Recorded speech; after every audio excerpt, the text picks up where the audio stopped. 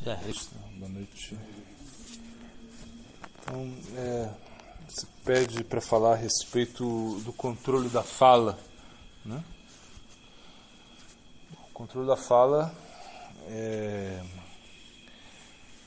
como diz Rupa Goswami, existe uma urgência, uma demanda, né, por falar, né?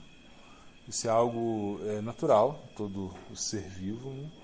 E Rupa Goswami ele fala Vachovega, Manasaha Kruda Vega, Diva Vego Darapashta Vega, Tam Vega Deovishaheta Dirá Saravan Apinam Pritivim Sa Sasyat, que você deve refrear o controle da fala, como é a primeira coisa que ele diz.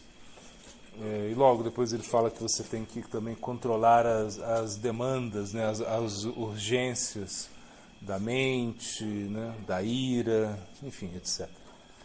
Mas a fala é muito importante controlar aquilo que nós falamos. Na realidade, nós deveríamos falar somente de Krishna. Bom, os devotos deveriam falar somente de Krishna.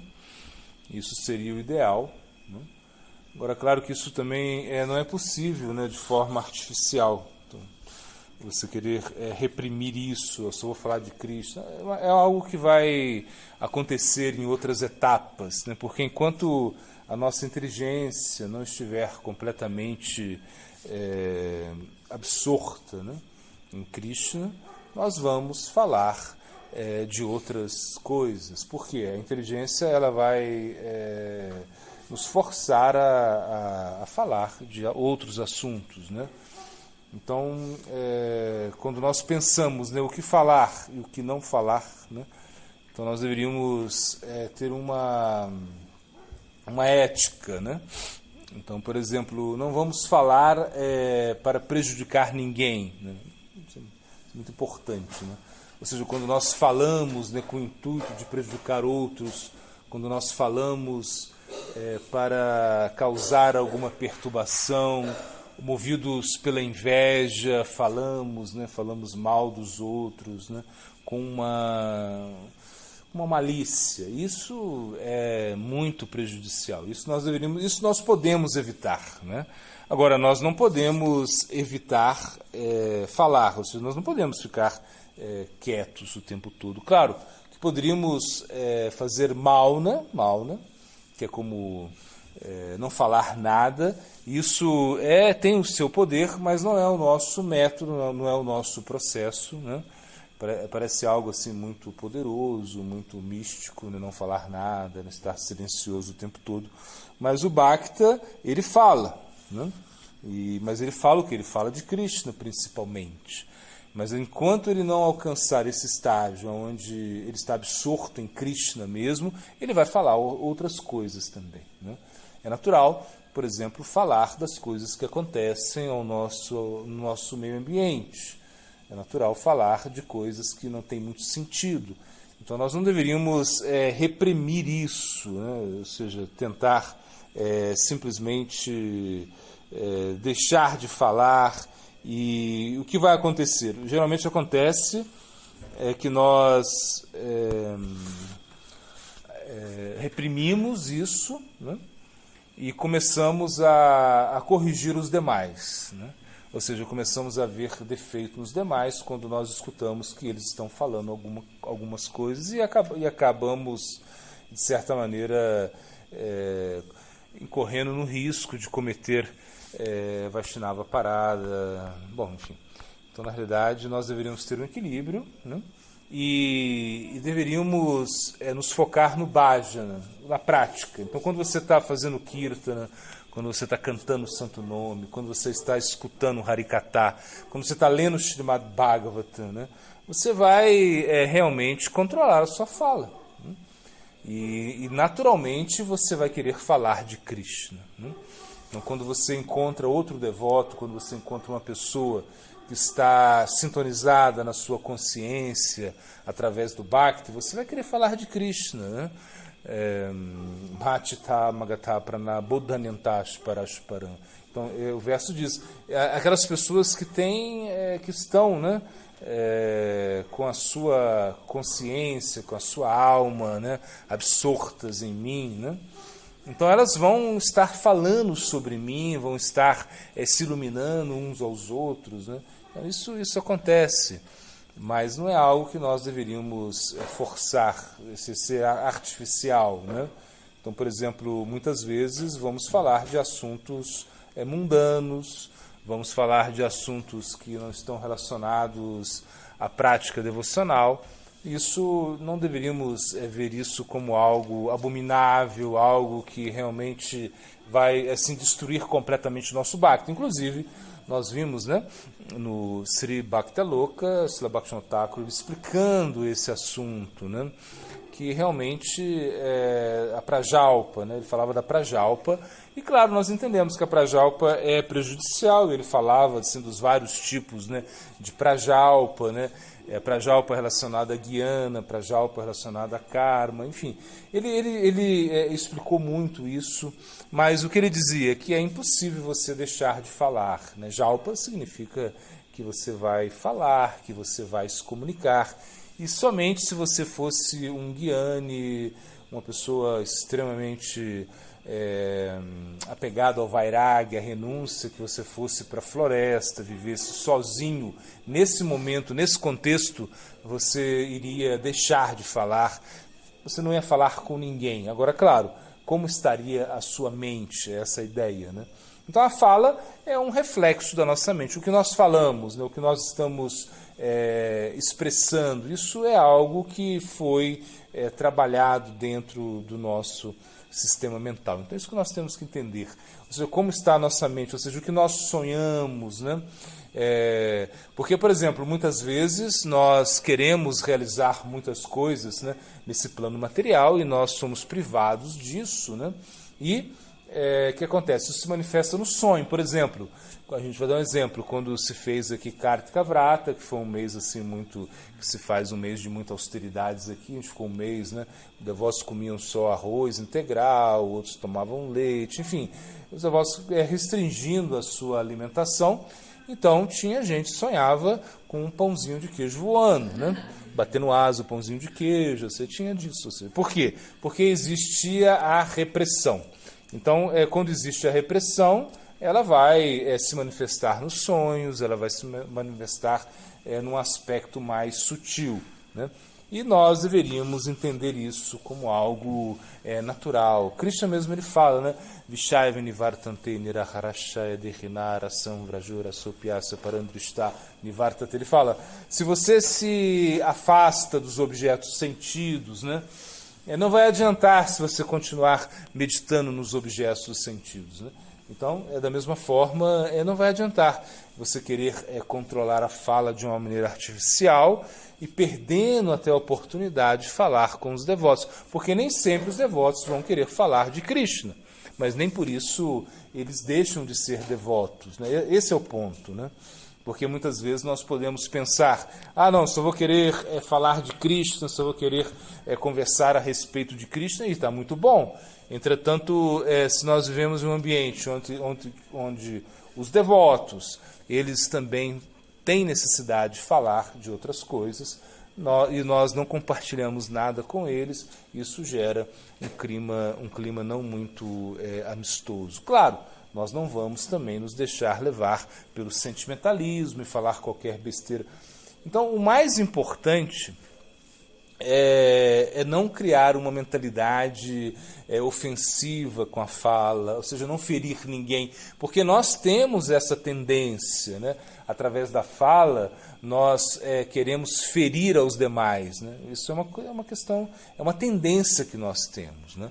Interna. Então, uma comunicação violenta, né? E se diz que às vezes a comunicação verbal, ou seja, a ofensa verbal, quando nós ferimos uma pessoa verbalmente, isso pode ser muito mais prejudicial para ela do que ferir ela fisicamente, né?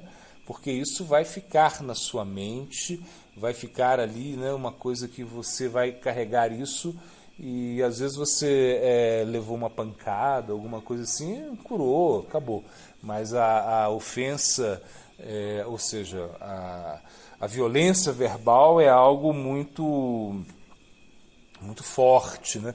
Então, o controle da fala é o que nós devemos controlar, ou seja, falar palavras agradáveis. Ou seja, não precisamos sempre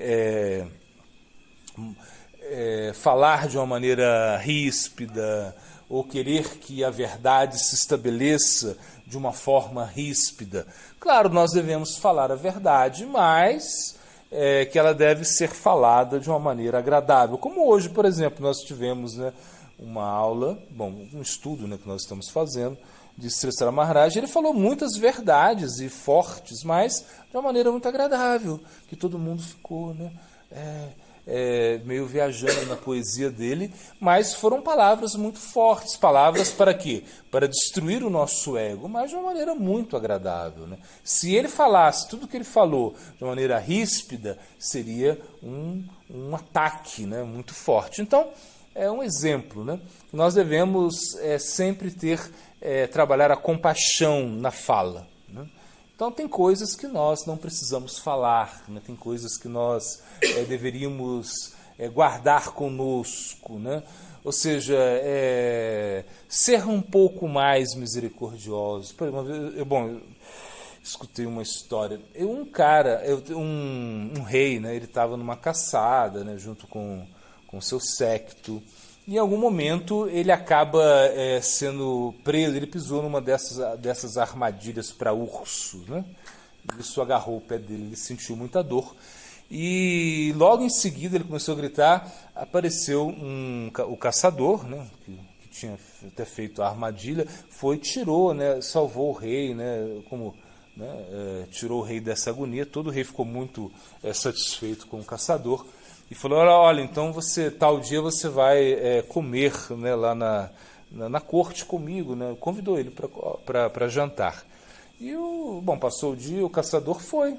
Só o caçador é uma pessoa muito bruta, né? Uma pessoa assim, hoje um caçador na floresta, comendo, né, no palácio, junto com a rainha, junto com a princesa e a corte toda ali. Ele não entendia muito bem da etiqueta, né? Um monte de talheres, um monte de potinhos, enfim, não entendia muito bem. E um momento, porque se diz que tinha um potinho de água com pétalas de rosa, né, que servia para quê? Para que, segundo, né, a etiqueta é assim, a etiqueta, né, da corte, né? Você come a comida salgada, né? E depois que você comeu a comida salgada, você lava a sua mão, né, nessa água, né, com rosas, assim, para você comer a comida doce. Assim funciona, né? E quando o caçador estava comendo, e de repente ele viu a água, né? Ele foi e tomou a água, assim, né? Começou a tomar a água, né? De gargalo. E aí todo mundo olhou assim, porque era uma falta de etiqueta. O rei chegou, o rei pegou também o seu potinho e tomou, né? Aí todo mundo imitou o rei, né? Assim, para não deixar o caçador em apuros, né? Assim, algo assim. Então, na realidade, a fala, né? Ou seja, o seu gesto, o que você precisa controlar, né? É essa tendência de querer colocar as pessoas para baixo, de querer realmente estar sempre atacando, né? Então isso deveria ser evitado. A fala, controle da fala, né? Claro, você também, como um transcendentalista, você vai evitar falar coisas mundanas, você vai evitar se expressar de uma maneira aonde a sua consciência possa se perturbar. Com certeza, isso é muito importante também. Mas nós não podemos controlar a fala o tempo todo, como se diz nesse verso, né? Que é a essência, né, de todas as escrituras, que você tem que falar, pensar, lembrar, né, de Krishna 24 horas por dia. Né? Tana Marupa Charitadi, Sukritanani Smriti Kramena Rasana Manasi Myojitistam Vrajet, Tat Anurag Jananugami Kalanai Akilya Iti Upadesha Shara. Ou seja, a essência de tudo é que você tem que falar o tempo todo de Krishna, tem que pensar em Krishna, tem que glorificar as qualidades de Krishna, suas formas, seus nomes. Isso é o ideal, mas só que nós não estamos nessa fase ainda do serviço devocional. Então, se nós ficamos muito preocupados com a nossa fala, ou seja, que nós estamos, né, se nós damos muita ênfase a isso, nós vamos complicar um pouco o nosso processo. O melhor é o quê? É praticar o Sadhana Bhakti, cantar o Sadhana Bhakti, escutar Harikatha, ler as escrituras, fazer o serviço com sinceridade. Vai chegar um momento que naturalmente nós vamos falar só de Krishna. Naturalmente. Por quê? Porque nós estamos só pensando em Krishna. Então, se você não pensa em Krishna, você não vai falar de Krishna. Isso vai ser meio artificial. E, ao mesmo tempo, quando uma pessoa quer artificialmente controlar a sua fala, ela acaba atacando aos demais. Por quê? Porque a sua fé é komalashrada, ou seja, uma fé fraca. Quando nós temos fé fraca, nós atacamos aos demais. Essa é a tendência de quem tem fé fraca. Quando você tem uma fé que é muito débil, você não acredita tanto naquilo que você faz, você se sente mal quando uma pessoa faz diferente de você. Então você quer falar, você quer atacar a pessoa, você quer apontar os defeitos, né? Esse é o grande problema. Por que nos incomodam tanto os defeitos? Por que o meio ambiente nos causa tanta perturbação? Porque nós estamos muito fracos ainda, né? E se nós somos fracos, nós temos a tendência a atacar, a ferir, a comparar, a julgar. Então a fala ela está sempre conectada a esses aspectos. Essa tendência do julgamento, né, que está dentro da nossa mente, né? A mente tem essa tendência. Nós sempre estamos comparando, né, coisas, comparando situações, ora gosto, ora não gosto. Tudo isso está ali incutido na nossa mente. A fala é simplesmente uma expressão, ou seja, uma verbalização dos nossos pensamentos, da nossa intenção, né? Isso a gente entende isso. O verbo ele é muito forte. Tudo que você fala tem um certo poder, tem uma vibração, né? Inclusive, o Sri Maharaj ele explica, né, que quando o que você fala vai subindo, né, isso é uma coisa até científica, né, que isso vai subindo e essa vibração vai, né, aí, né, se condensando aí na atmosfera. Ou seja, então, de certa maneira, se explica que agora coisas que há 30, 40 anos foram faladas, as situações que foram vividas estão, né, alcançando, né, esses estratos, né, do som, né? Enfim. Então, na realidade, é muito importante, sim, controlar a fala, sim, mas o mais importante é praticar, o mais importante é se esforçar para uma prática sincera, para uma prática muito condensada, né, no Bhakti. Isso é muito importante, ter o nosso objetivo. O nosso objetivo é realmente pensar em Krishna o tempo todo. Esse é o nosso objetivo.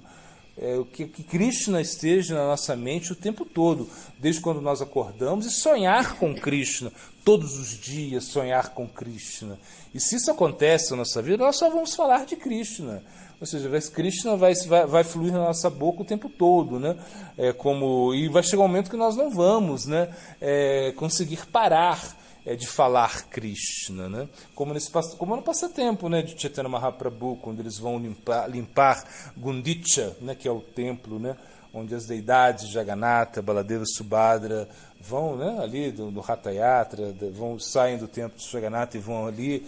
E nesse momento dizem que eles estavam limpando com balde, pano, escova. A ideia era limpar o templo para receber as deidades. Mas eles não a única coisa que eles falavam era Krishna, Krishna, Krishna. A única coisa que eles falavam era isso, Krishna, Krishna.